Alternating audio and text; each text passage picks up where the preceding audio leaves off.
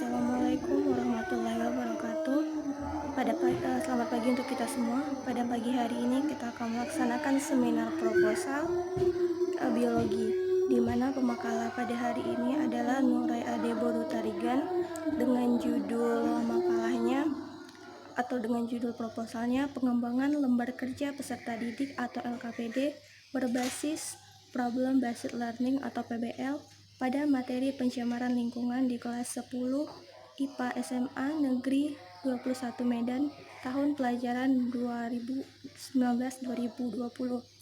Saya berikan waktu 15 menit kepada pemakalah untuk menyampaikan hasil proposalnya.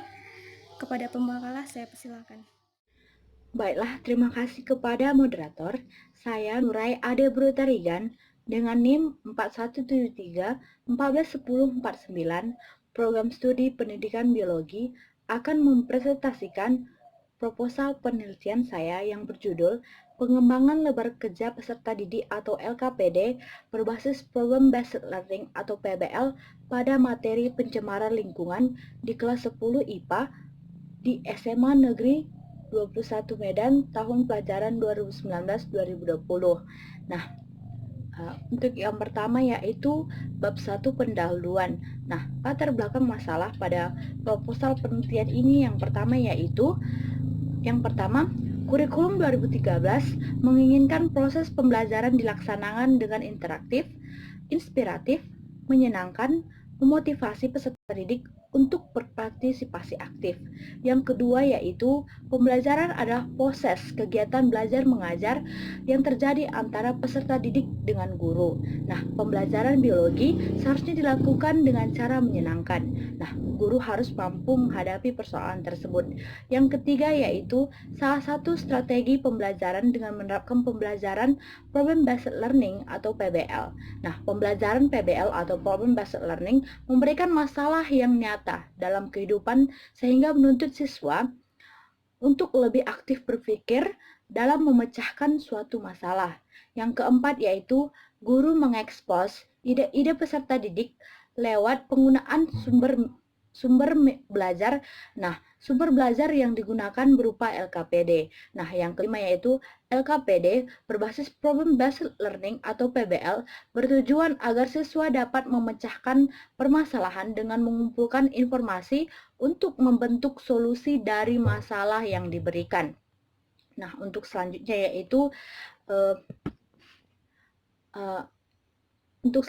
yaitu latar belakang masalah. Nah, latar belakang masalah pada proposal penelitian ini yaitu yang pertama. Nah, LKPD berbasis Problem Based Learning atau PBL perlu dibuat. Yang kedua, materi pencemaran membutuhkan LKPD untuk bahan ajar tambahan. Yang ketiga, LKPD yang digunakan di sekolah hanya berupa ringkasan dan kumpulan-kumpulan soal. Nah, perlu dilakukan pengembangan lembar kerja peserta didik atau LKPD berbasis Problem Based Learning atau PBL pada materi pencemaran lingkungan. Yang selanjutnya yaitu identifikasi masalah. Nah, yang pertama identifikasi masalah yaitu lembar kerja peserta didik atau LKPD dalam proses pembelajaran jarang digunakan. Yang kedua, lembar kerja peserta didik atau LKPD hanya berisi soal dan ringkasan materi yang bertujuan sebagai pengayaan bagi siswa. Yang ketiga, lembar kerja peserta didik atau LKPD yang digunakan pada umumnya tidak dikembangkan oleh guru, tetapi hanya diperoleh dari penerbit. Nah, yang keempat, lembar kerja peserta didik atau LKPD yang digunakan belum memenuhi kriteria penyusunan LKPD. Nah, batasan masalah pada proposal penelitian ini adalah yang pertama, hanya untuk materi pencemaran lingkungan. Yang kedua, model pembelajaran yang digunakan adalah model pembelajaran PBL atau Problem Based Learning.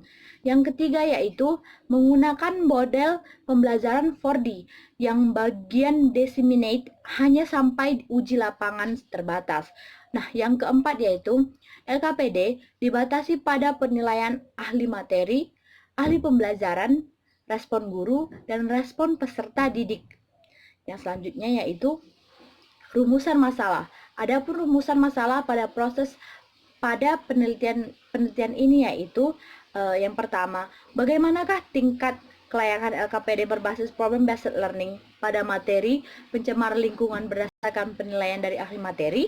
Yang kedua, bagaimanakah tingkat kelayakan LKPD berbasis problem based learning pada materi pencemar lingkungan berdasarkan penilaian dari ahli pembelajaran? Yang ketiga, bagaimanakah tingkat kelayakan LKPD berbasis problem based learning pada materi pencemaran lingkungan berbasis penilaian dari guru?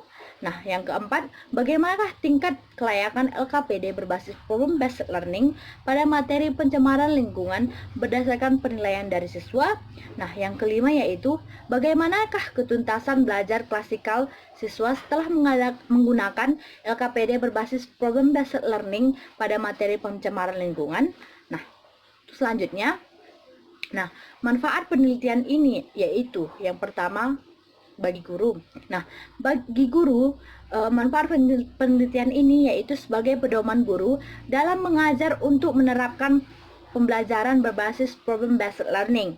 Nah, yang kedua yaitu bagi siswa. Nah, bagi siswa, manfaat penelitian ini membantu siswa aktif dalam proses pembelajaran problem based learning pada materi pencemaran lingkungan. Nah, yang ketiga yaitu pada manfaat penelitian bagi peneliti, yaitu sebagai bahan masukan dalam mengembangkan bahan ajar berupa LKPD berbasis problem based learning. Selanjutnya yaitu bab 2 tinjauan pustaka. Nah, kerangka teoritis, yang pertama pengertian penelitian pengembangan, yang kedua model-model pengembangan, yang ketiga model pengembangan 4D. Nah, selanjutnya lembar kegiatan peserta didik atau LKPD. Yang pertama itu pengembangan LKPD, yang kedua pengertian LKPD, yang ketiga tujuan LKPD, yang keempat itu fungsi LKPD, yang kelima itu syarat-syarat penyusunan LKPD, dan yang keenam yaitu komponen LKPD. Nah, selanjutnya itu model pembelajaran problem based learning atau PBL. Nah, yang pertama pengertian model problem based learning atau PBL. Yang kedua, karakteristik model pembelajaran problem based learning. Yang ketiga, tujuan model pembelajaran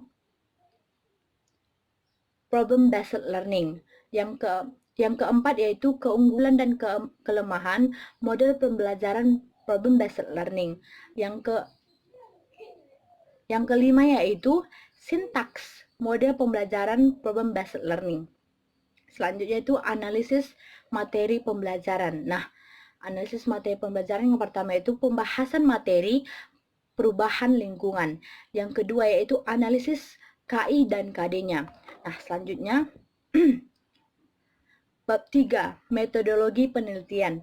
Nah, adapun metodologi penelitian dari penelitian dari proses penelitian ini yaitu yang pertama lokasi dan waktu penelitian. Nah, lokasinya yaitu di akan berlangsung di SMA Negeri 21 Medan pada bulan Juli sampai dengan Agustus 2020. Nah, populasi dan sampel. Nah, populasi pada penelitian ini yaitu seluruh kelas 10 di SMA Negeri 21 Medan. Nah, sampelnya itu kelas IPA 4 terdiri dari 36 siswa. Nah, subjek dan objek penelitiannya. Nah, subjek penelitian ini satu dosen ahli materi, satu dosen ahli pembelajaran, satu guru biologi, serta 36 peserta didik kelas 10 IPA 4. Nah, objek penelitiannya yaitu adalah materi pencemaran lingkungan untuk SMA kelas 10 IPA. Nah, jenis penelitiannya yaitu penelitian pengembangan. Nah, model penelitiannya yaitu model penelitian terdiri 4 tahap yaitu 4D atau 4D model. Yang selanjutnya yaitu prosedur penelitiannya.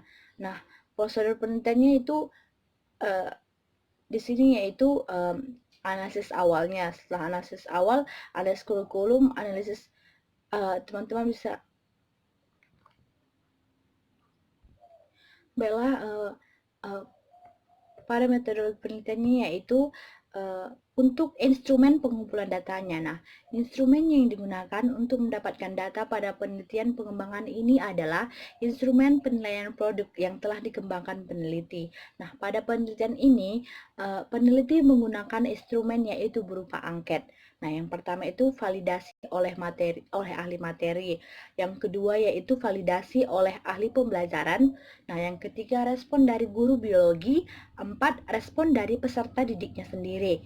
Nah, yang selanjutnya yaitu teknik analisis data. Nah, data yang diperoleh dalam penelitian ini adalah data kuantitatif dan kualitatif.